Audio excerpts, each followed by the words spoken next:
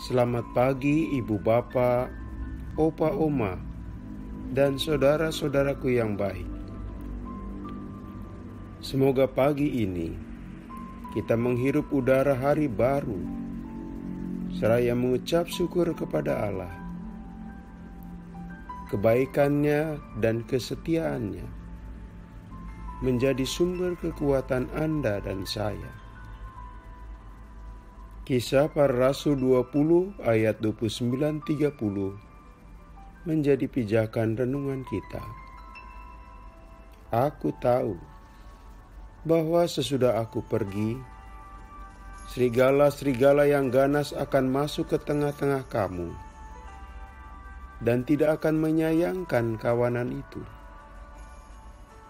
Bahkan dari antara kamu sendiri akan muncul beberapa orang yang dengan ajaran palsu mereka berusaha menarik murid-murid dari jalan yang benar dan supaya mengikut mereka. Saudaraku, betapa erat hubungan antara Rasul Paulus dan jemaat di Efesus. 3 tahun relasi mereka dibangun di atas nasihat dan pengajaran. Siang maupun malam, waktu sangat dimanfaatkan berharga sekali. Mereka sadar kebersamaan mereka secara fisik suatu waktu akan berakhir. Rasul Paulus harus pergi ke jemaat lain, dan mau tidak mau jemaat harus menerimanya. Selama tentang waktu 3 tahun itu, air mata menjadi bagian proses kebersamaan mereka. Air mata menandakan bahwa mereka melewati masa-masa sulit. Sekaligus air mata menjadi bukti cinta Rasul Paulus atas jemaat Efesus. Demikian pula sebaliknya, jemaat itu mencintai Rasul Paulus. Kini Rasul Paulus pamit. Perjalanan harus dilanjutkan. Injil Kristus harus ditabur di tempat lain.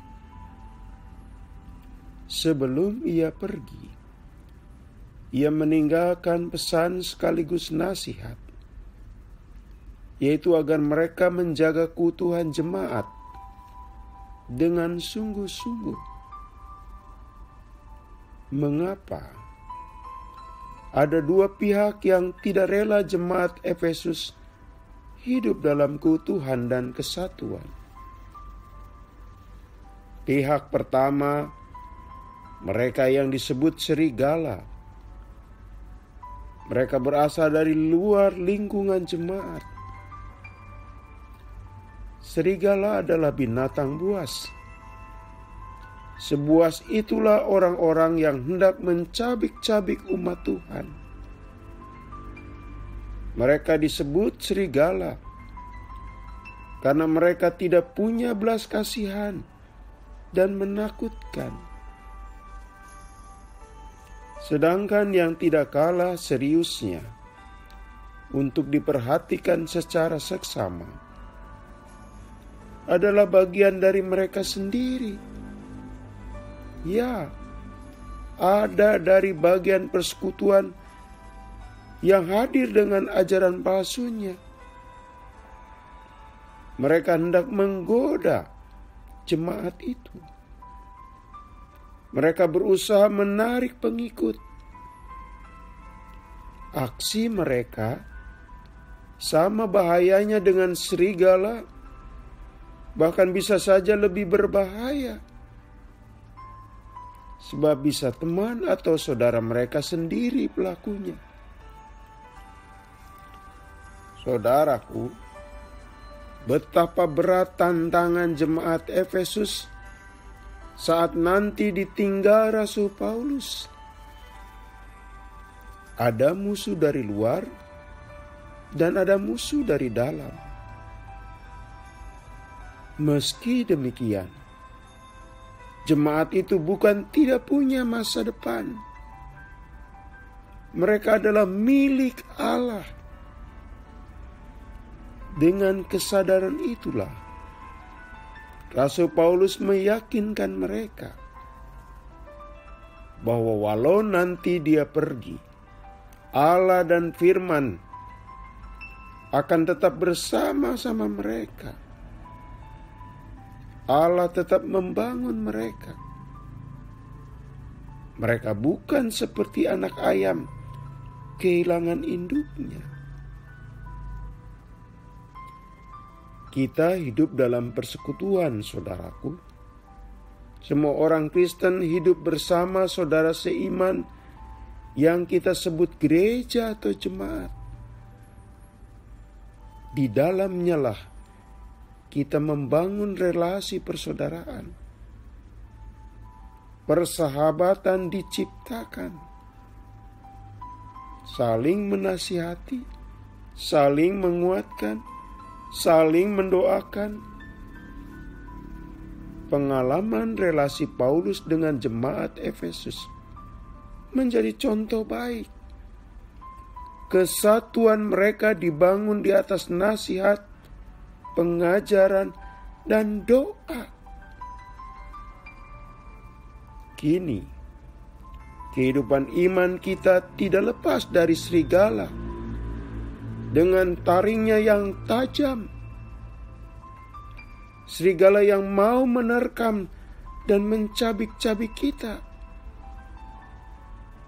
Serigala yang hadir melalui komentar di dunia media sosial, di YouTube, atau tulisan-tulisan di WA. Ada orang yang tanpa rasa bersalah menyerang persekutuan dan iman kita. Pada sisi lain, betapa banyaknya pengajaran yang bermacam-macam muncul dari persekutuan itu sendiri. Kombinasi ujian dan tantangan ini harus kita hadapi.